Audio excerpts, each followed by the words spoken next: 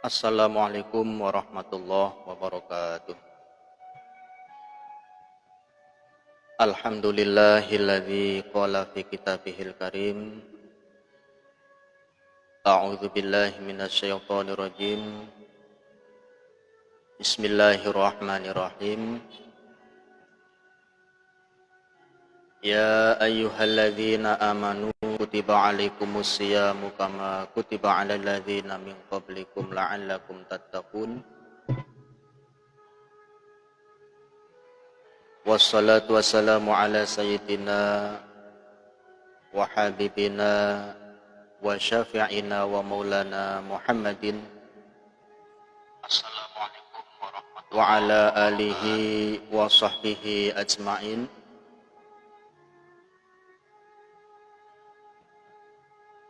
Subhanaka la ilma lana illa ma 'allamtana innaka antal alimul hakim.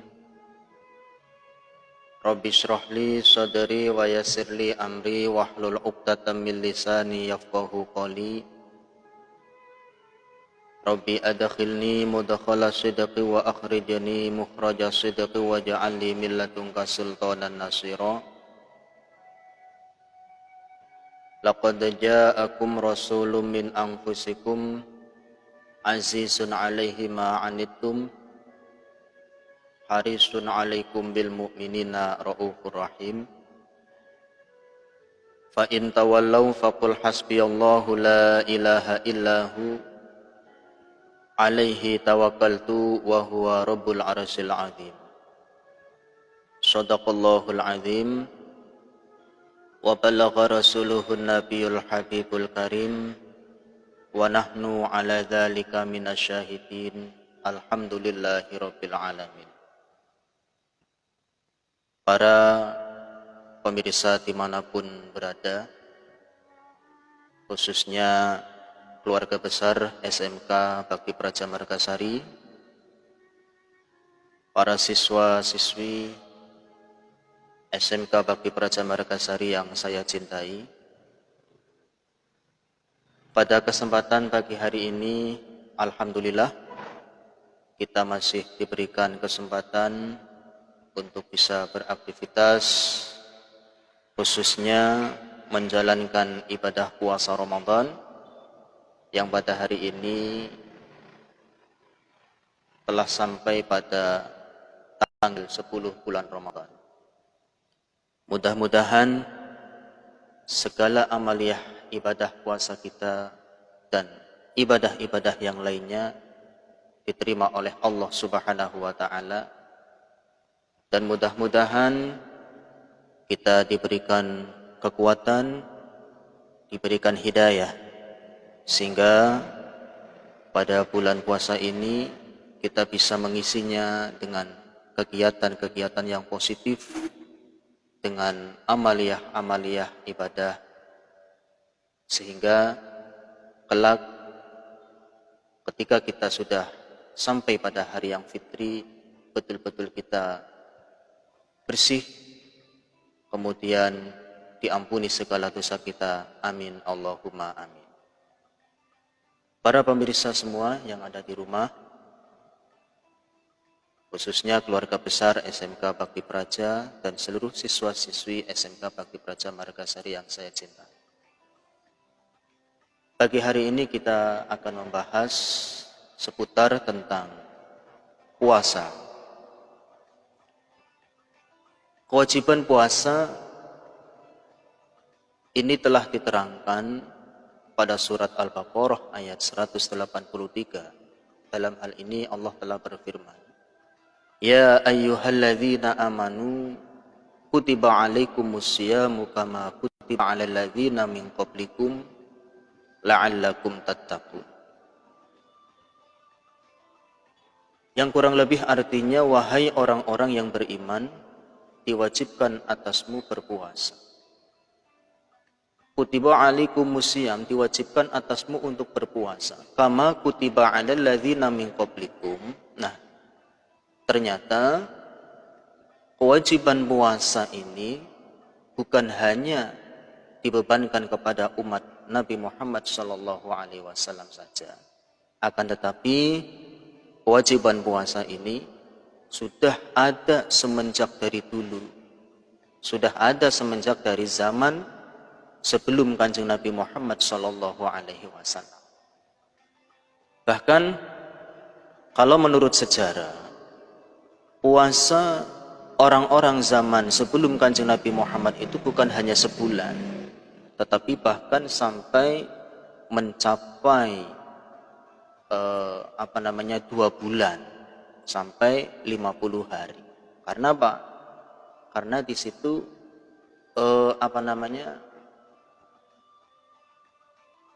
kalau kita perhitungan kalendernya itu kan menggunakan kalender Komariah, perhitungan bulan, penanggalan bulan.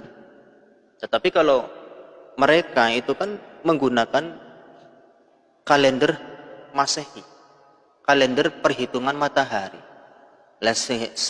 Yang mana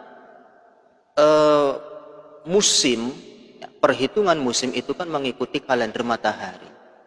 Sehingga apabila terjadi kewajiban puasa bertepatan dengan musim kemarau, berarti selamanya di situ akan puasa dalam musim kemarau terus. Atau sebaliknya, ketika puasanya bertepatan pada musim dingin, berarti selamanya itu adalah bertepatan dengan musim dingin terus. Sehingga karena saking beratnya mereka memindah bulan. Lah konsekuensinya maka adalah puasanya ditambah. Tetapi untuk umat Kanjeng Nabi Muhammad SAW ini hanya 1 bulan Ramadan saja. Nah, kelebihannya apa kalau kita menggunakan penanggalan Komariah ini?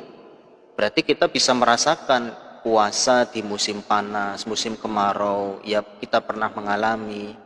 Puasa di musim penghujan, itu juga kita pernah mengalami. Ya. Jadi karena apa? Selalu bergeser. Ini adalah sejarah tentang kewajiban puasa. Yang mana dengan berpuasa ini sebetulnya adalah merupakan nikmat dari Allah Subhanahu wa taala. Agar kita apa? Agar derajat kita ini naik menjadi derajat muttaqin. Maka di situ disebutkan la'allakum tattaqun. Dengan berpuasa, maka di situ akan mengangkat derajat manusia, mengangkat derajat seseorang itu menjadi derajat yang paling tinggi di sisi Allah Subhanahu wa taala, yaitu derajat orang-orang yang bertakwa, derajat orang-orang yang muttaqin. Padahal telah disebutkan oleh Allah bahwasanya tidak ada derajat yang paling mulia di sisi Allah kecuali derajat para orang-orang yang bertakwa. Inna akramakum indallahi atqakum.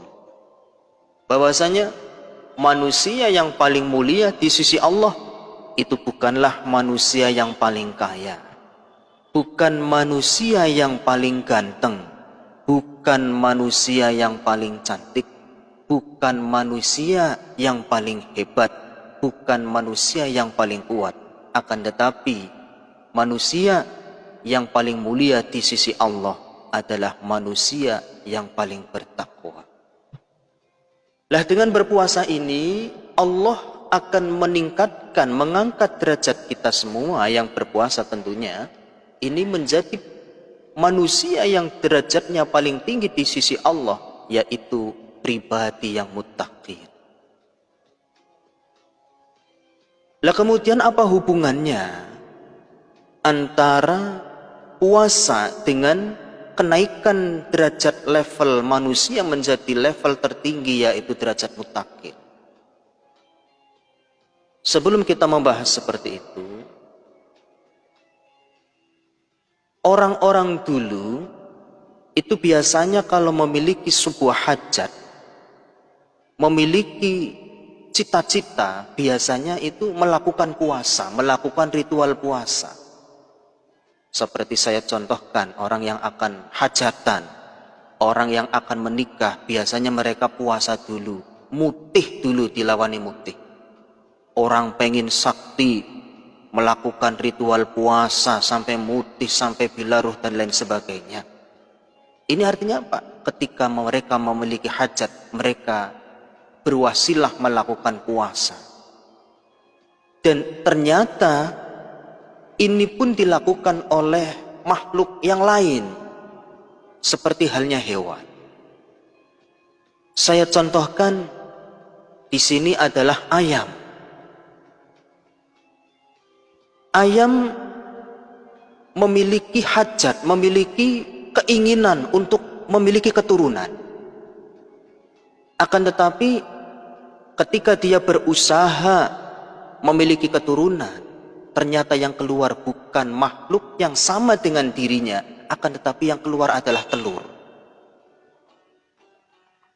Diulangi lagi, besoknya diulangi tanpa putus asa.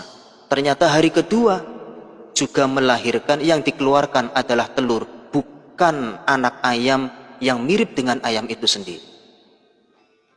Sampai dicoba lagi, kayak di bungkusnya ale-ale itu kan kalau digosok, kalau nggak dapat hadiah kan tulisannya coba lagi. Nah, seperti halnya ayam. Lah hari kedua, hari ketiga, ternyata tulisannya, telurnya itu ada tulisannya coba lagi. Tidak berputus asa sampai 10 hari, sampai 11 hari, sampai ternyata hari yang terakhir sampai mendapatkan telur 10 sampai 11, ternyata telur semua. Sehingga ayam melakukan munajat, bermunajat kepada Allah dengan cara berpuasa, dengan cara mengerami telur-telur yang tadi telah dikeluarkan selama 21 hari. Dan ternyata setelah 21 hari berpuasa, keinginan ayam untuk memiliki keturunan dikabulkan oleh Allah Subhanahu wa ta'ala. Ternyata telur-telur tersebut menetas. Nah, pada saat dia bertelur, biasanya ayam kan mengeluarkan suara petok, petok. Lah itu adalah bahasa Jawanya, itu adalah ora cocok, ora cocok. Nah, tapi ketika sudah menetas, ayam kan bunyinya kur, kur, kur. Artinya apa? Syukur, syukur, syukur, syukur, alhamdulillah. Telah menetas menjadi anak ayam sesuai dengan keinginannya. Ini ayam. Ketika menginginkan hajat, memiliki sebuah keinginan, memiliki keturunan, dia melakukan ritual puasa selama 21 hari. Hal yang sama juga dilakukan oleh ulet. Bukan Pak Uletnya, tapi ulet, ular. Ulet ketika masuk ke dalam rumah, biasanya orang yang melihat ulet gigu, disapu, gak cuman terima disapu, akan tetapi dipites, diinjak sampai mati baru disapu. Melihat orang lagi pada lari, dibuang, disia-siakan. Ulet menangis, grentes karo Gusti Allah. Ya Allah, apakah selamanya saya akan hidup seperti ini? Dijauhi oleh manusia, masuk rumah, belum sampai masuk rumah, sudah dipites, sudah disapu, sudah dibuang. Akhirnya ulet bermunajat kepada Allah dengan cara berpuasa di dalam kepompong. Setelah berpuasa di dalam kepompong, bermunajat kepada Allah, akhirnya dia menjadi kupu-kupu. Lah ketika sudah menjadi kupu-kupu, hinggap di atas tanaman, banyak yang suka. Warna-warni, indah dipandang mata. Siapapun suka melihat kupu-kupu. Bahkan kok sampai kupu-kupu masuk rumah, maka orang akan senang. Wah, ini mau dapat rezeki nih, rezeki nomplok ini. Padahal sebelumnya ketika dia dalam perwujudan sebagai ulet, dia langsung diusir, langsung dibunuh, langsung disapu. Tetapi dalam perwujudan sebagai kupu-kupu, masuk rumah, ini gak diusir, malah penghuni rumah ini senang, katanya mau dapat rezeki. Ini adalah kupu-kupu. Lah, kalau manusia ketika pengen menjadi derajatnya paling mulia, paling tinggi di sisi Allah, maka Allah telah memfasilitasi, yaitu dengan cara berpuasa. Lah kemudian saya ulangi lagi, apa hubungannya? Apa hubungannya antara puasa dengan pribadi yang muttaqin? Ternyata di dalam puasa ini kita dilatih menjadi orang yang sangat sabar. Dilatih menjadi pribadi yang ikhlas. Selama berpuasa kita dilatih menjadi orang yang sabar. Bahkan laparnya seperti apa, hausnya seperti apa, kalau waktu belum menunjukkan waktu maghrib, meskipun di situ es janda bolong miliknya Bu Dewi sudah dihidangkan, es sultan yang kemarin itu baru launching ini. Nah ini esnya Mbak Dewi, anak esnya Mbak Dewi ini macam-macam ini, anak es janda bolong, es apalagi sultan, es nyiblorong apa-apa wis mbuh. Itu sudah disediakan semua. Kalau belum waktunya buka, meskipun di situ sudah di situ sudah bikin ngiler, kalau belum waktunya maka tidak mau. Walaupun dibayar berapapun, kalau belum waktunya berbuka maka juga tidak akan mau. Ini kita dilatih menjadi orang yang sabar. Padahal dengan bersabar pula, di situ juga derajatnya sangat tinggi sekali. Kita tahu bahwasanya pada tingkatan Rasul ini ada Rasul Ulul Azmi. Rasul Ulul Azmi ini merupakan Rasul yang paling tinggi derajatnya di sisi Allah. Di situ karena apa? Ternyata peringkat Ulul Azmi, predikat Ulul Azmi disandang oleh para Rasul, ternyata disebabkan karena derajat kesabarannya. Berarti selain kita nanti menjadi pribadi yang muttaqin, kita juga dilatih menjadi pribadi yang sabar, yang mana sabar itu juga menjadi level ataupun predikat yang tinggi di sisi Allah. Dilatih untuk bersabar. Kita juga dilatih untuk menghindari perkara-perkara yang sebelumnya diperbolehkan. Makan, minum, berhubungan suami istri yang sebelumnya ini diperbolehkan di luar puasa pada siang hari, tetapi kalau berpuasa, selama berpuasa ini kita dilatih untuk menghindari sesuatu yang dilarang oleh Allah. Lah endingnya apa? Ketika kita sudah dilatih selama 1 bulan untuk menjauhi hal-hal yang semula ini diperbolehkan, dihalalkan. Makan itu kan diperbolehkan di luar Ramadan pada siang hari.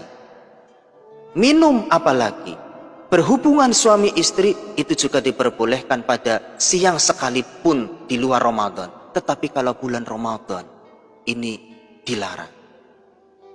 Lah kalau kita sudah bisa menghindari perkara yang asalnya diperbolehkan saja, kita bisa menghindari, endingnya nanti kita akan mudah untuk menjauhi segala sesuatu yang dilarang, diharamkan oleh Allah di luar hari-hari Ramadan. Ini adalah pelatihan kesabaran pada saat bulan Ramadan. Yang selanjutnya, selama berpuasa kita juga dilatih untuk menjadi pribadi yang ikhlas. Selama berpuasa, jadi berbeda dengan ibadah-ibadah yang lain yang memungkinkan tersisip rasa riak di sana, rasa pamer di sana. Salat ketika dilihat oleh orang banyak, maka kita bisa macak khusyuk, pura-pura khusyuk, bacaannya dipanjangkan, rukuknya dipanjangkan. Ini salat memungkinkan rasa riak masuk di dalamnya. Sedekah itu juga seperti itu, apalagi misalkan haji. Ini memungkinkan rasa riak di sana, rasa ingin dipuji orang di sana. Tetapi kalau puasa ini tidak. betul-betul kita ini dilatih untuk ikhlas di dalamnya.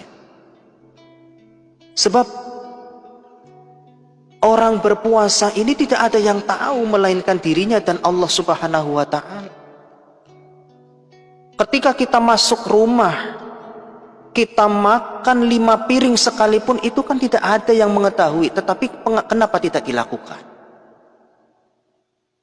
Ketika kita melakukan wudhu, misalkan kita berkumur kemudian kita telan, itu kan juga tidak ada yang tahu. Kenapa kita tidak melakukannya? Karena apa? Kita merasa diawasi oleh Allah Subhanahu wa Ta'ala. Sehingga selama berpuasa, kita betul-betul dilatih untuk menjadi pribadi yang ikhlas lillahi ta'ala.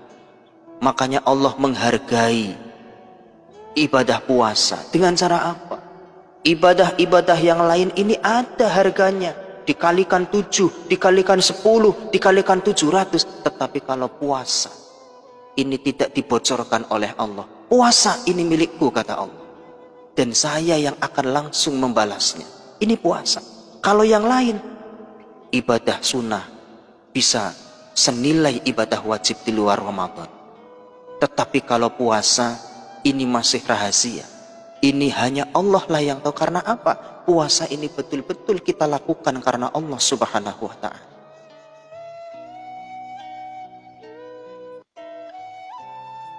Para hadirin, para pemirsa dimanapun berada. Lah kemudian, agar kita menjadi betul-betul pribadi yang bertakwa dengan cara berpuasa, maka kita harus tahu syarat-syarat ataupun rukun-rukun puasa yang harus kita lakukan agar puasa kita itu betul-betul berkualitas. Yang pertama, kita tinjau dari sisi syarak dulu. Kita tinjau dari kacamata fikih terlebih dahulu, yaitu antara sah tidaknya puasa. Maka kita tengok syarat rukun dari puasa. Lah kewajiban-kewajiban yang harus dilakukan selama berpuasa itu apa? Yang pertama, kewajiban yang pertama adalah satu niat. Niat dalam puasa Ramadan ini berbeda dengan niat-niat puasa sunnah. Jadi puasa Ramadan dan juga puasa-puasa wajib yang lainnya ini berbeda dengan puasa-puasa sunnah. Kalau niat puasa wajib, dalam hal ini puasa Ramadan, ini wajib dilakukan pada malam hari. Istilahnya itu adalah tabyid. Menaruh pada waktu malam niat puasa Ramadan. Maka dari itu, sebisa mungkin ketika kita melakukan salat taraweh, kita jangan bubar dulu. Kita jangan pulang dulu sebelum kita itu niat bersama-sama. Takutnya apa? Takutnya kita kelupaan sampai imsak kita belum melakukan niat.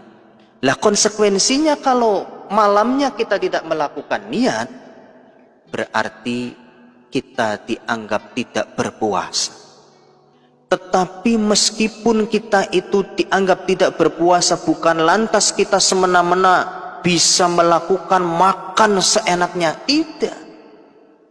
Kita tetap menahan makan, minum, dan lain sebagainya sampai dengan waktu maghrib. Walaupun kita tidak dianggap berpuasa, kita juga tetap diperintahkan untuk menahan diri dari makan dan minum. Maka dari itu, kalau dalam mazhab Imam Malik ini memberikan solusi. Dengan cara apa? Dengan cara niat pada hari yang pertama di awal Ramadan, yaitu niatnya diborong. Tetapi kalau menurut mazhab Syafi'i yang kita anut bersama, ini mewajibkan niat satu malam satu niat dan dilakukan pada waktu malam sebelum imsak. Cuman di situ untuk antisipasi barangkali kita itu lupa niat Maka Imam Malik memberikan solusi niat di awal Ramadan, yaitu meniatkan seluruh puasa Ramadan di awal Ramadan. Nah, berarti dicontohkan bagaimana kalau misalkan setiap harinya kita niat nawaitu shauma ghadin an adai fardhi syahri ramadhani hadhihi sanati fardhalillahi ta'ala. Lah, untuk meniatkan seluruh satu bulan, puasa satu bulan, menurut versi Imam Malik berarti redaksinya seperti ini: nawaitu sauma jami'i ramadhani hadhihi sanati taklidan lil Imam Malik fardhon lillahi ta'ala. Saya berniat berpuasa seluruh bulan Ramadan, jadi semua hari di dalam bulan Ramadan, dengan taklid ataupun mengikuti pendapatnya Imam Malik, fardu karena Allah Ta'ala. Ini adalah niat taklid dengan Imam Malik. Untuk antisipasi apa? Biar ketika suatu ketika malamnya lupa niat, berarti kita sudah niat dari awal. Akan tetapi itu bukan sesuatu yang bisa kita anggap mudah. Itu hanya sifatnya itu adalah untuk berjaga-jaga saja. Bukan kok misalkan kita sudah niat pada awal Ramadan kemudian hari berikutnya tidak perlu niat, tidak demikian. Tetap setiap harinya kita niat. Itu hanya sifatnya adalah untuk antisipasi saja. Itu niat. Jadi kewajiban yang pertama itu adalah niat. Yang kedua itu adalah menahan diri. Bahasa Arabnya itu adalah imsak. Menahan diri dari hal-hal yang bisa membatalkan puasa, meliputi makan, minum, berhubungan suami istri bagi yang sudah menikah. Kalau yang belum menikah yang enggak lain lagi. Nah, ini makanya perhatian ini bagi yang mandan anyar ini. Nah, yang mandan anyar siapa yang ngacung ini? Ini perlu hati-hati sebab nanti konsekuensinya sangat bahaya ini. Nah, jadi menahan dari segala sesuatu yang bisa membatalkan, yaitu makan, minum, berhubungan suami istri, mutah dengan cara disengaja. Jadi muntah dengan cara sengaja itu ya dengan memasukkan jari atau apa sehingga kita muntah. Termasuk biasanya kalau orang melakukan ruqyah itu kan efeknya itu kan dia mutah. Lah kalau dia sudah tahu bahwasanya kalau ruqyah biasanya itu mutah, maka kok misalkan melaksanakan ruqyah pada siang hari kok sampai mutah, berarti bisa membatalkan puasa. Kemudian yang selanjutnya yang bisa membatalkan puasa itu adalah masuknya segala sesuatu melalui lubang yang ada pada tubuh manusia, yaitu lubang telinga, lubang hidung, lubang mulut, dan lubang jalan depan maupun jalan belakang. Ini. Jadi mulai dari waktu imsak sampai maghrib, maka kita diwajibkan untuk menahan diri dari segala sesuatu yang bisa membatalkan puasa. Maka dari itu ketika kita misalkan mandi, melakukan mandi, kita juga harus berhati-hati menjaga diri agar apa? Air yang kita siramkan untuk mandi ini tidak sampai masuk ke dalam lubang telinga ataupun lubang hidung. Lah, kalau seumpama misalkan kita lupa selama berpuasa, lupa makan, sudah habis 2 piring, baru kita ingat, Masya Allah, ini lagi puasa. Lah kalau lupa itu berarti rezeki. Lah tapi kalau misalkan makanannya sudah disandingkan di depan dengan berharap kita nanti lupa, wah itu lain lagi itu. Itu berarti menyengaja untuk lupa ini. Berusaha untuk lupa, ini lain ini kalau seperti itu.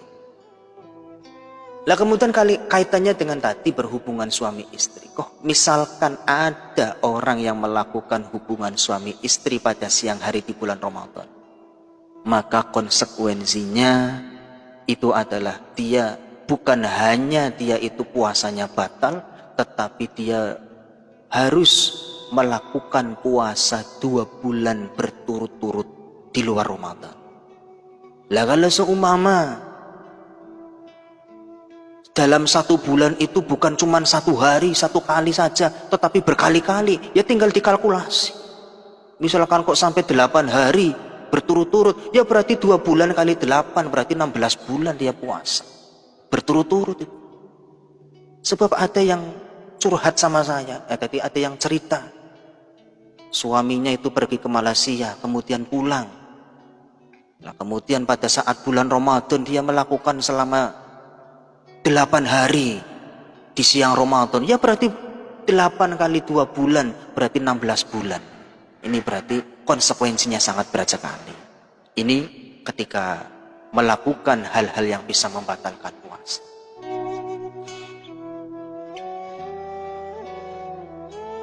Itu adalah kewajiban-kewajiban selama berpuasa. Lah kemudian tentunya puasa yang kita lakukan itu harapannya adalah bukan cuma sekedar bisa menahan diri saja, tetapi ternyata ada hal-hal yang bisa merusak kualitas dari puasa. Kalau tadi itu adalah kacamata fikih, agar puasa yang kita lakukan itu bisa dianggap sah. Dalam artian apa? Dalam artian kita tidak ada kewajiban untuk mengqadainya. Akan tetapi ada hal-hal yang juga perlu kita hindari agar puasa kita ini sangat berkualitas. Karena apa? Ada hal-hal yang bisa menyebabkan puasa yang kita lakukan ini tidak bisa berpahala sama sekali. Puasanya sah dalam artian kita tidak ada kewajiban mengqadainya, tetapi secara kacamata tasawuf, secara kacamata batiniah, puasanya ini tidak memiliki efek apa-apa alias tidak berpahala, pahalanya kosong. Nah ini karena apa? Dia tidak bisa menghindari dari hal-hal yang bisa merusak pahala puasa. Di antaranya apa? Satu adalah ghibah, rasan-rasan, ngomongi kejelekan orang lain. Itu adalah termasuk hal yang bisa merusak pahala dari puasa. Maka dari itu kita berusaha sekuat mungkin agar kita tidak ngomongi orang lain. Lah supaya kita tidak ngomongi orang lain, bagaimana? Kita menghindar dari kerumunan. Bukan hanya untuk menghindari COVID saja dengan menjauhi kerumunan, tapi kita menghindari kerumunan dalam rangka menghindari supaya kita itu terhindar dari perbuatan ghibah, ngerasani. Karena itu bisa merusak pahala puasa. Sebab biasanya orang yang berkerumun itu, biasanya yang dibicarakan itu awalnya biasa-biasa saja. Tetapi lama-kelamaan merembet-rembet dengan mengomongi kejelekan orang lain. Ini bisa merusak pahala dari puasa kita. Bukan hanya orang yang ngomongi saja, tetapi orang yang mendengarkan. Orang yang mendengarkan itu juga sama. Bukan hanya orang yang ngomongi, tetapi orang yang nimbrung. Orang yang ikut mendengarkan hibah, orang yang mendengarkan gosip itu juga sama. Lalu termasuk dalam kategori seperti itu, kita nonton acara gosip, silet, ataupun yang selainnya. Karena apa? Di situ berisikan apa? Berisikan membuka aib-aib dari orang lain.